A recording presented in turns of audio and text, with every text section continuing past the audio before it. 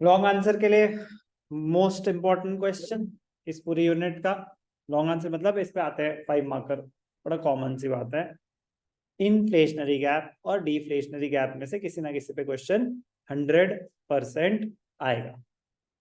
बहुत ही मजेदार कॉन्सेप्ट है। कॉन्सेप्ट का नाम है एक्सेस डिमांड और डेफिशिएंट डिमांड। क्या होता है ये एक्सेस डिमांड, सुनने पे ध्यान देंगे। पहले एक बार ओवरव्यू, फिर उसके बाद concept. Excess demand, excess demand when aggregate demand is more than aggregate supply at full employment level, at full employment level, not just aggregate demand greater than aggregate supply. Aggregate demand greater than aggregate supply तो हम tackle कर चुके हैं। when aggregate demand is greater than aggregate supply, producers tend to increase the output to restore equilibrium. कह रहे ना ना ना ना, आप फुल एम्प्लॉयमेंट पे ऑलरेडी ऑपरेट कर रहे हो, आप फुल एम्प्लॉयमेंट पे ऑलरेडी ऑपरेट कर रहे हो। अब ध्यान से देखना क्या कह रहे हो।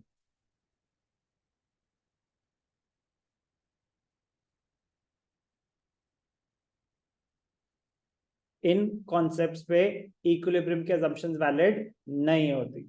इन कॉन्सेप्ट्स पे डिफरेंट चैप्टर है, डिफरेंट सेगमेंट है। एक्सेस हम इक्विलिब्रियम नहीं एसरटेन कर रहे, ठीक है ना, तो इक्विलिब्रियम हो गया।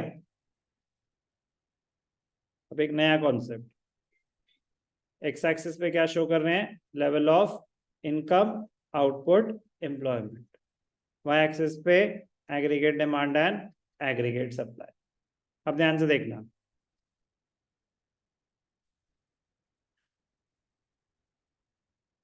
एग्रीगेट सप्लाई का क्या होता है, 45 डिग्री लाइन। तो ये क्या हो गया, एएस। ठीक है जी। अब आपकी डिमांड है कुछ, ध्यान से देखना। बहुत इजी, बहुत स्कोरिंग, बहुत इंपॉर्टेंट। बट एक भी एरर हुआ तो वो अपनी मन मर्जी के मार्क्स काट सकते हैं।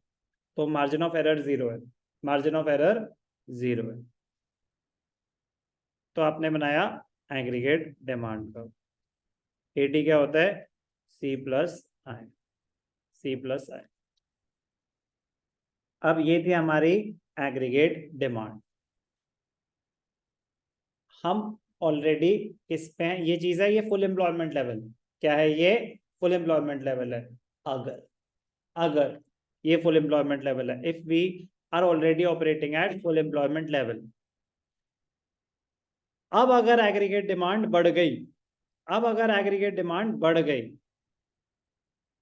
बढ़ सकती है कि नहीं बढ़ सकती, बिल्कुल बढ़ सकती है। आप थोड़ी ना कंट्रोल कर सकते हो as a producer aggregate demand को, बिल्कुल भी कंट्रोल नहीं कर सकते। अब अगर एग्रीगेट डिमांड बढ़ गई, AD is equal to C plus I. कुछ भी हो सकता है, डेल्टा सी हो सकता है, डेल्टा आई हो सकता है। यहाँ पे कोई भी अजम्पशन वैलिड नहीं। इन्वेस्टमेंट भी बढ़ सकती है, कंजम्पशन भी बढ़ सकती है। एडी बढ़ गया, इन्वेस्टमेंट एक्सपेंडिचर बढ़ा या कंजम्पशन एक्सपेंडिचर बढ़ा, लेट्स कीप इट सिंपल। मैं कह रहा हूँ उससे कोई फर्क नहीं पड़ा, यहाँ पे इक्विलिब्रियम के assumptions वैलिड नहीं है।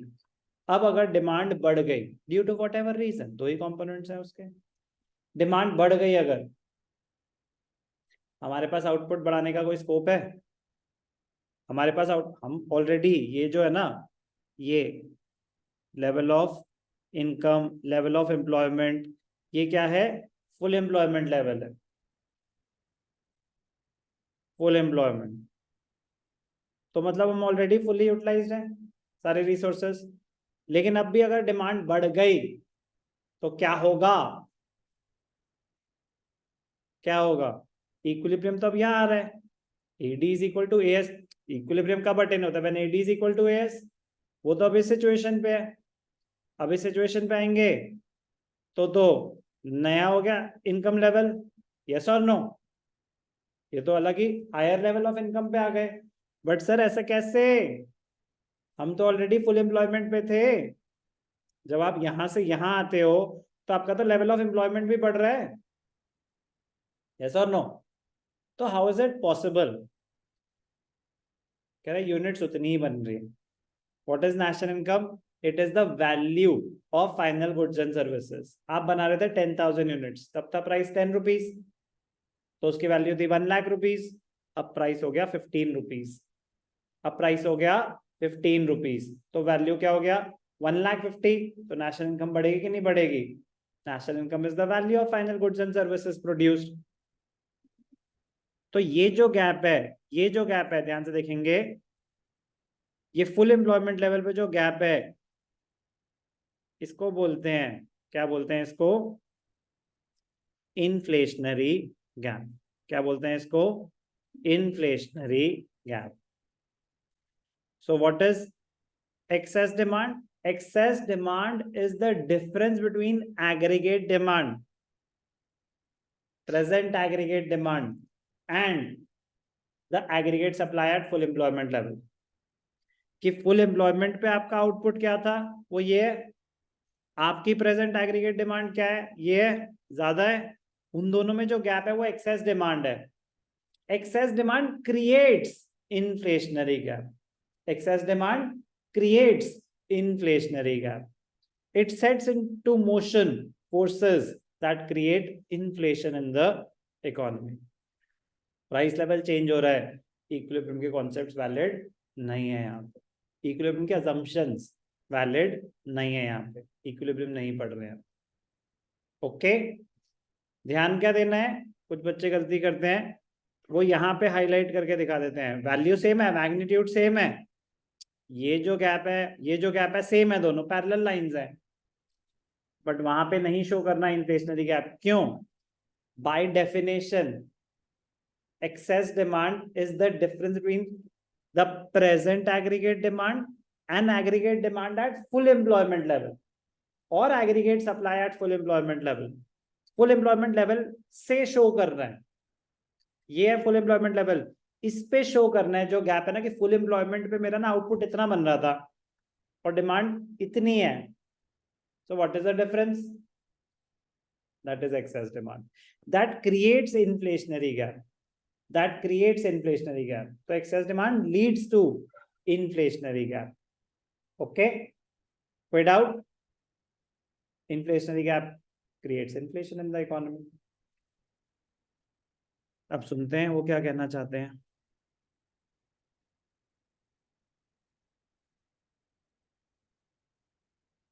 एक आइडिया हो गया हमें, अब हम जीरो से सुनेंगे दोबारा।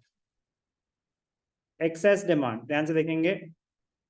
चलो, introduction. In the previous chapter we discuss that equilibrium is determined when AD is equal to AS. According to Keynes, equilibrium level may or may not be full employment level. It means equilibrium level may exceed or fall short of full employment level. If the equilibrium level exceeds the full employment level, then there is excess demand in the economy. However, if the equilibrium falls short of full employment level, then there will be deficient demand. So underemployment equilibrium जो बनाया था ना, that is deficient demand.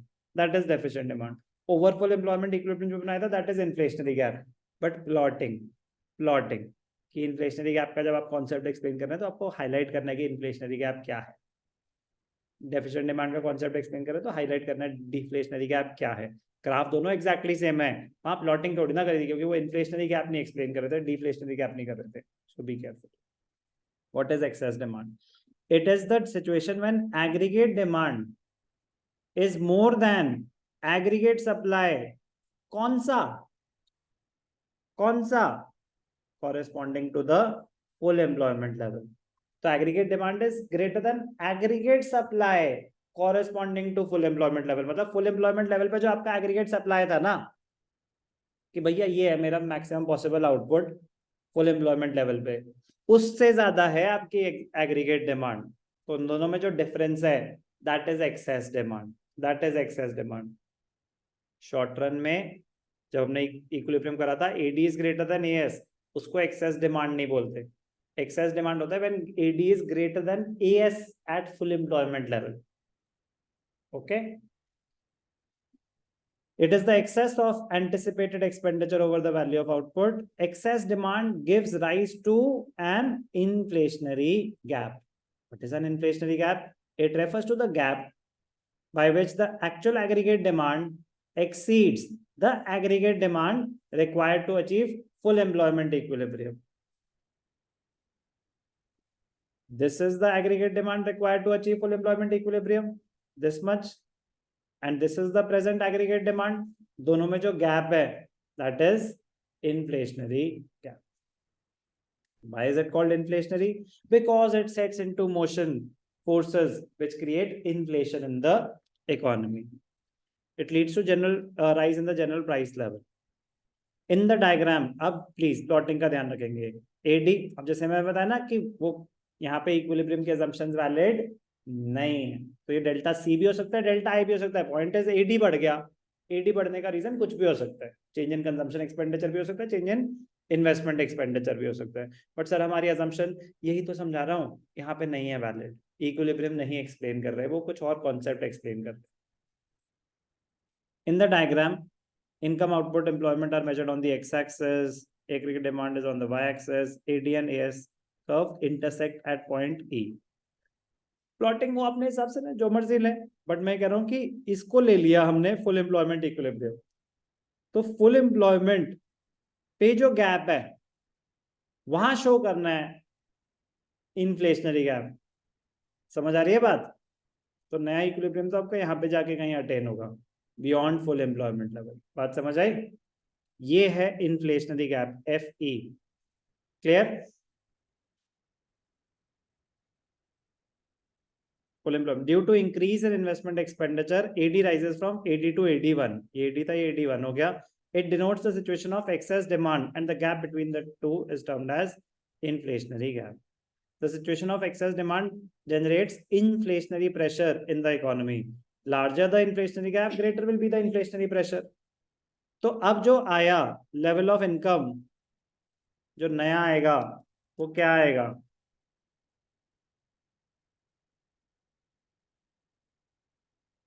ये आएगा. Yes और no? But मेरा question है, क्या रियल इनकम इंक्रीज हो सकती है?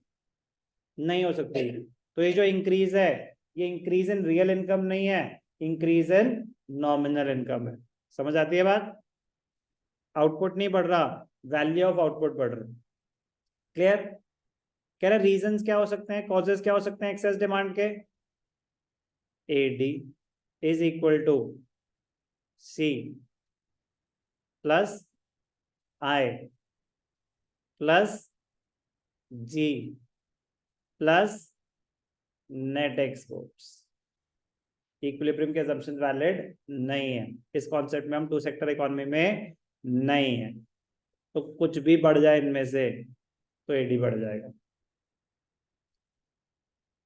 MPC बढ़ेगा तो क्या होगा? तो इसको इम्पैक्ट करता है ना, मतलब इतना समझ सकते हो ना. तो rise in propensity to consume, तो it will increase the consumption expenditure. Reduction in taxes, अगर टैक्सेस कम कर दिए तो क्या होगा? आपकी डिस्पोजेबल इनकम बढ़ जाएगी, स्पेंडिंग कैपेसिटी बढ़ जाएगी. गवर्नमेंट एक्सपेंडिचर, अभी समझ आ गया ना कि जी आ गया. गवर्नमेंट एक्सपेंडिचर बढ़ गया तो it is a component of AD. Investment expenditure बढ़ गया, इंपोर्ट्स कम हो गए, एक्सपोर्ट्स बढ़ गए, नेट एक्सपोर्ट्स बढ़ गए. तो ये हमें याद करने की जरूरत है क्या? नहीं. तो ये समझना है कि AD के कंपोनेंट्स है सारे, हम ऑलरेडी डिटेल में अंडरस्टैंड कर चुके हैं स्टार्टिंग में ही. मैं कह रहा हूं इनमें से कुछ भी बढ़ गया और आप फुल एम्प्लॉयमेंट पे थे, it will create inflation. It will create inflation.